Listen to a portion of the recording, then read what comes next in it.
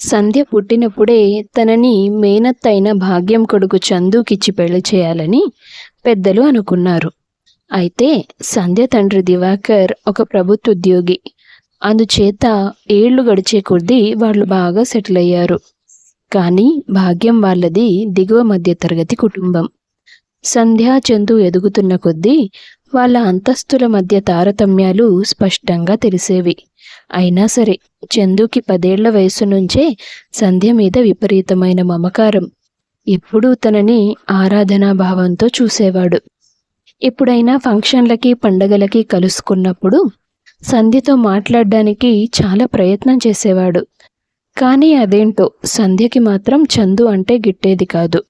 వాళ్ళిద్దరూ అలాగే భిన్న అభిప్రాయాలతో పెరిగి పెద్దయ్యారు. చందు ఇంటర్మీడియట్ వరకే చదివి ఆపేశాడు. ఆ తర్వాత తన తండ్రి శివరాం మరణించడంతో ఇంటి బాధ్యత తీసుకున్నాడు. తమకున్న కొంత పొలాన్ని సాగు చేసుకుంటూ తల్లికి చేదోడు వాదోడుగా ఉండేవాడు. సంధ్య బీకామ్ కంప్యూటర్స్ చదివేటప్పుడు ఓ రోజు, ఏమే సంధ్య, ఈ హాలిడేస్కి నేను మా అమ్మమ్మ వాళ్ళ ఊరు వెళ్తున్నాను, నువ్వెక్కడికి వెళ్తావు అంటూ అడిగింది ఆమె స్నేహితురాలు హరిణి. నేనెక్కడికి వెళ్ళనే. అదేంటే, సెలవులు రాగానే అమ్మమ్మ వాళ్ళ ఊరికో చుట్టాల ఇండ్లకో వెళ్ళాలని అందరూ అనుకుంటారు. నువ్వేంటి ఎప్పుడు ఇంట్లోనే ఉంటానంటావు? అదేం లేదే, మా అమ్మమ్మ వాళ్ళ ఊరు వెళ్తే అక్కడికి ఆ చందుగాడు వస్తాడేమోనని నాకు అనుమానం. మా అమ్మమ్మ వాళ్ళ ఊరికి దగ్గరలోనే ఉంటుంది, అందుకే వెళ్ళను. చందు ఎవరే? మా అత్త కొడుకు. వాడికి చదువు లేదు కానీ ఎక్స్ట్రాలకి ఏమీ తక్కువ లేదు. వాడంటే నాకు అస్సలు నచ్చదు. ఇక మిగిలింది మా అత్త, అంటే ఆ చందు వాళ్ళ అమ్మే. ఇంకా వాళ్ళింటికి వెళ్తానా? అస్సలు వెళ్ళను. పోనీ నీకు పెద్దమ్మ చిన్నమ్మలు ఎవరో ఒకరు ఉంటారు కదా. మా పెద్దమ్మ ఉంది, కానీ మా పెద్దనాన్న బాగా తాగుతాడు. అక్కడికి వెళ్తే ఏదో ఇబ్బందిగా ఉంటుంది. సరిపోయింది, గొప్ప కుటుంబమే మీది. సరే హరిణి, అదంతా వదిలే. ఇవాళ నీకు హర్ష కనిపించాడా? అబ్బా, మళ్ళీ మొదలుపెట్టిందిరా బాబు అంది హరిణి. ఎందుకే అంత వెటకారం నీకు అంటూ కోపంగా మొహం పెట్టింది సంధ్య. అసలు ఆ హర్షగాడిలో ఏముందే? నేను చూడలేకపోతున్నానా? నీకేమైనా స్పెషల్గా కనిపిస్తాడా? ఎందుకే అలా అంటావు? ఎంత హ్యాండ్సమ్గా ఉంటాడు. అంత అందమైన అబ్బాయి నాకెక్కడ పడిపోతాడో అని కుళ్ళు నీకు. అబ్బో, వాడి గురించే కుళ్ళుకోవాలి. కాలేజ్ మొత్తం వాడిని ఒక ప్లేబాయ్ అంటున్నారే. ఛీ, అవేం మాటలే, అసహ్యంగా. మరి కాలేజ్ బయట వాడు చేసే పనులు అలా ఉంటాయి. ఏదో కొద్ది రోజులు టైంపాస్ చేసి ఆ తర్వాత నైస్గా జారుకునే రకం వాడు. నీకు చెప్పినా వినవు, కానీ నేను వెళ్తాను. సరే వెళ్ళు. హర్ష ఈ టైంకి బస్ స్టాప్ దగ్గర ఉంటాడు. నేను ఒకసారి వెళ్ళి చూసొస్తాను. వాడు కళ్ళెదురుగా ఉన్నప్పుడు నా మనసుకు వస్తుంది ఒక ఫీలింగ్. ఆహా, గాల్లో ఎగురుతున్నట్టుంటుంది. ఆ ఎగ్జైట్మెంట్ కోసం చచ్చిపోయినా పర్వాలేదనిపిస్తుంది. నువ్వు కూడా ఎవరైనా ప్రేమిస్తావు కదా, అప్పుడు నీకు అర్థమవుతుంది. వద్దే తల్లి, ఈ ప్రేమ దోమ ఏమీ వద్దు నాకు. ఒకవేళ ప్రేమించినా ఆ హర్షగాడి లాంటివాడు అస్సలు వద్దు.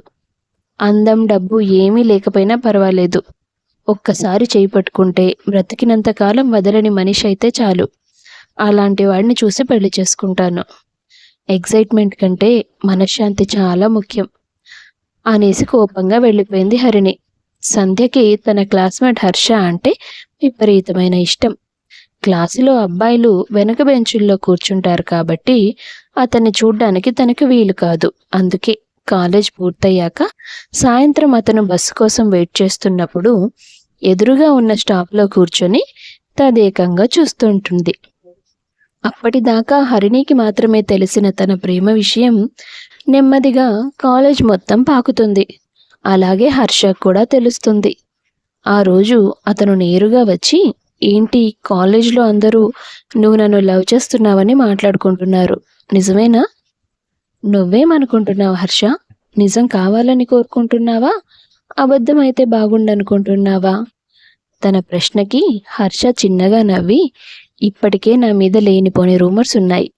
ఇప్పుడు నేను నీ లవ్ని యాక్సెప్ట్ చేస్తే దాని ఫలితం ఎలా ఉంటుందో అని నా భయం. ఊరుకో హర్ష, అబ్బాయిలు భయపడితే ఎలాగా? ఎవరెవరు ఏమేమనుకున్నారో అవన్నీ నా దాకా కూడా వచ్చాయి, కానీ నేనేది నమ్మలేదు.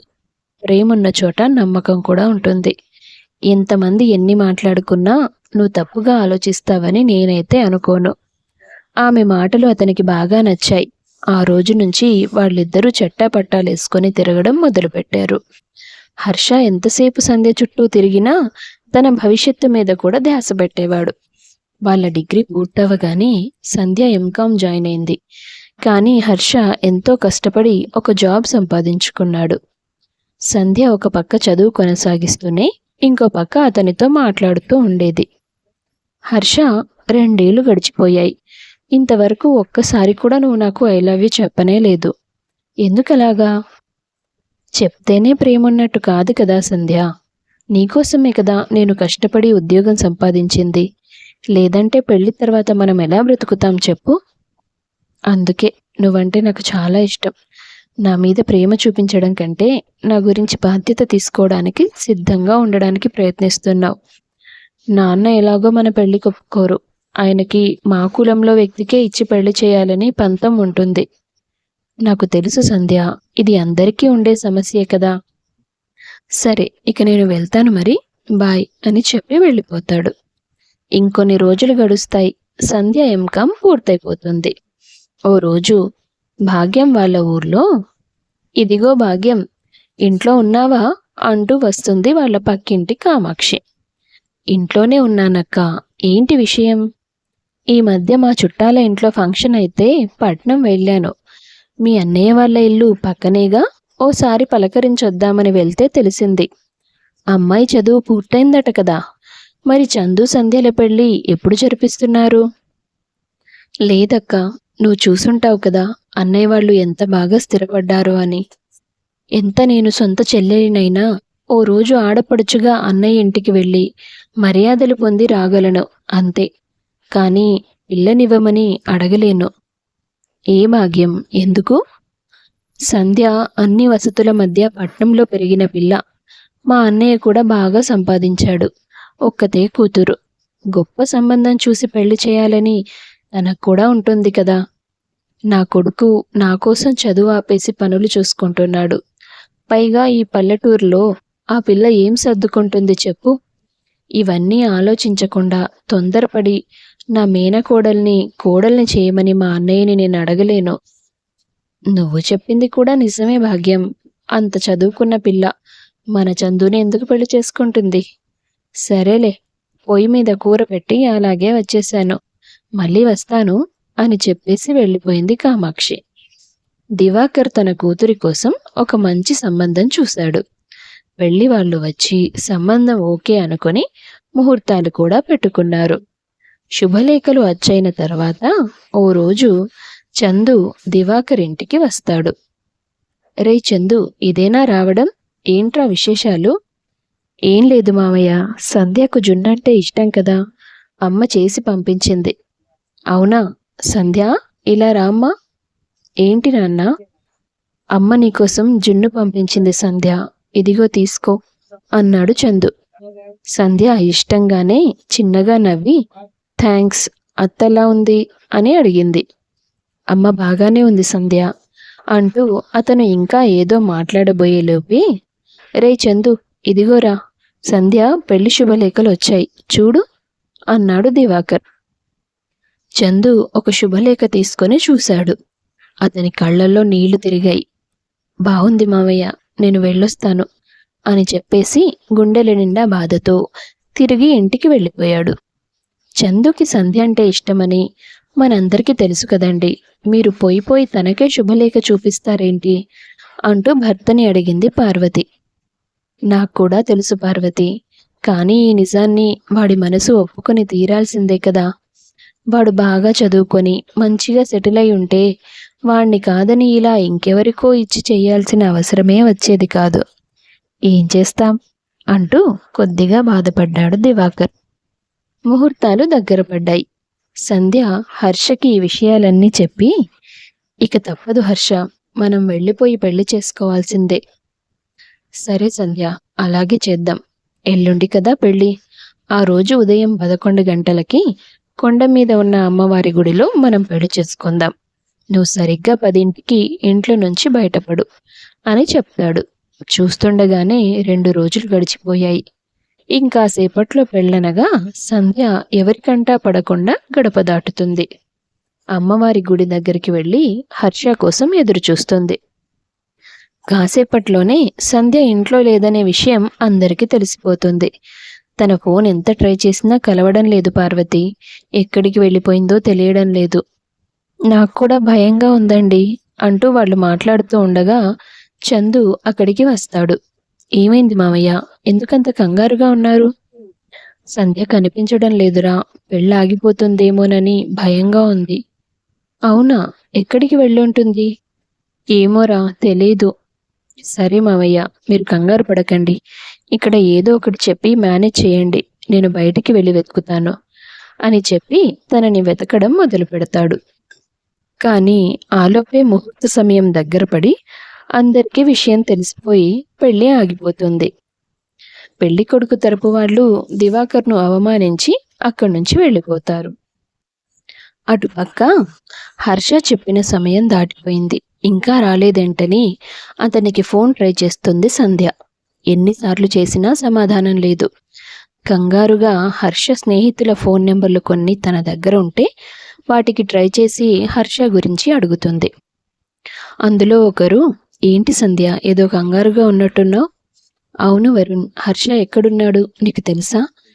ఎక్కడుంటాడు? పెళ్లి మండపంలో ఉంటాడు. మండపంలోనా? ఎందుకు?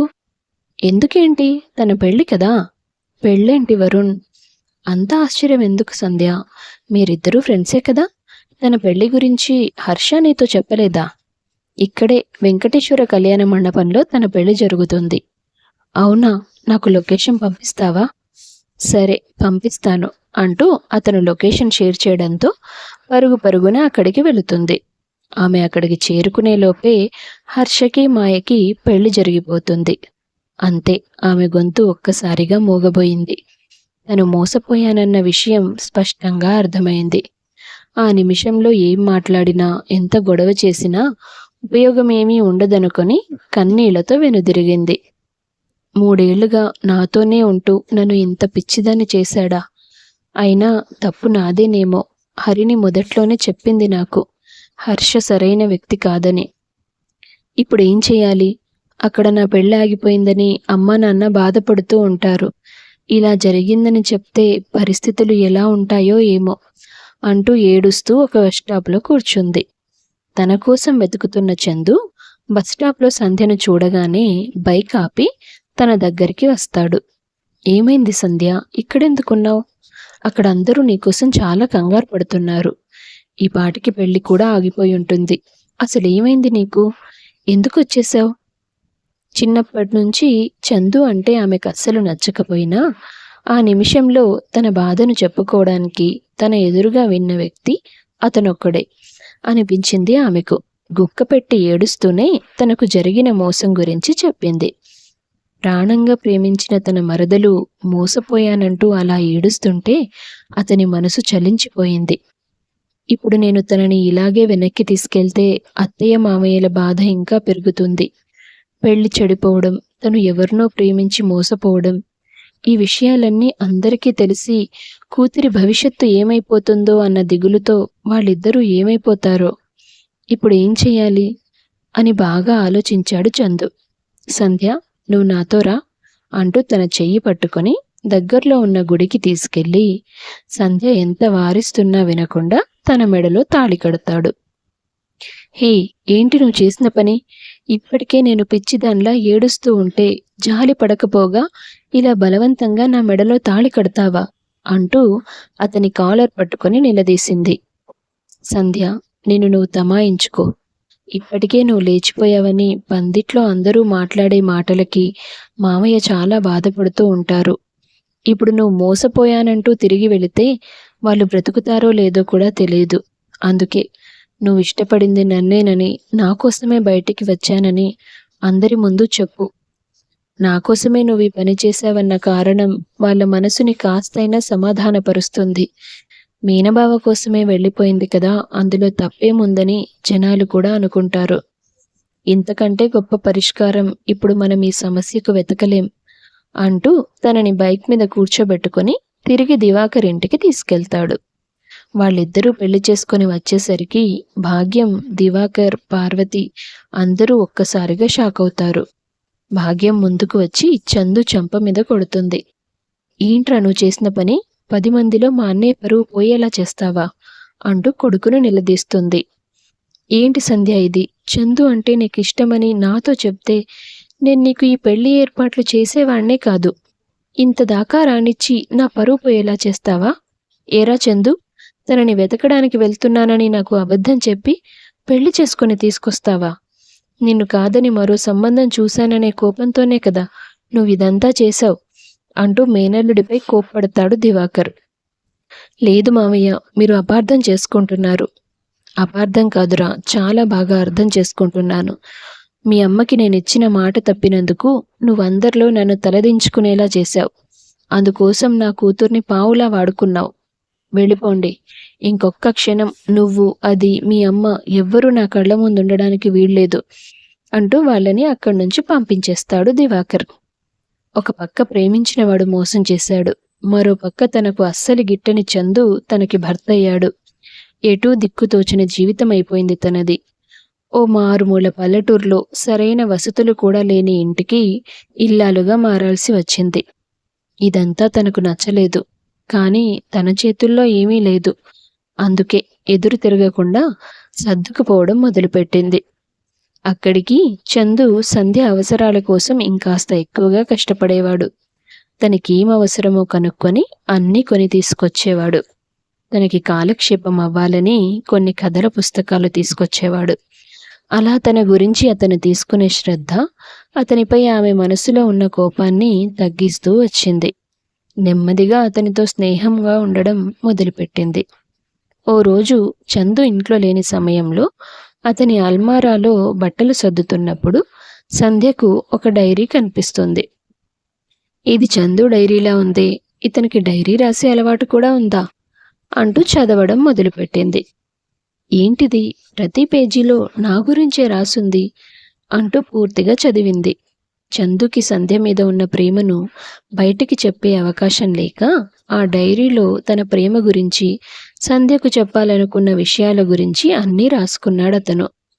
అదంతా పూర్తిగా చదివాక, బావ నన్ను చిన్నప్పటి నుంచి ఇంతలా ఇష్టపడుతున్నాడా? ఏ రోజు నాకు కాస్తైనా అనుమానం కూడా రాలేదు.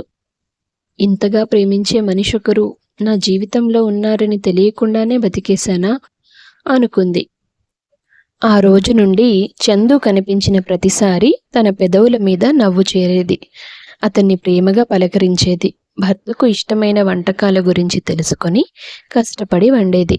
భర్త మెచ్చుకుంటే మురిసిపోయేది.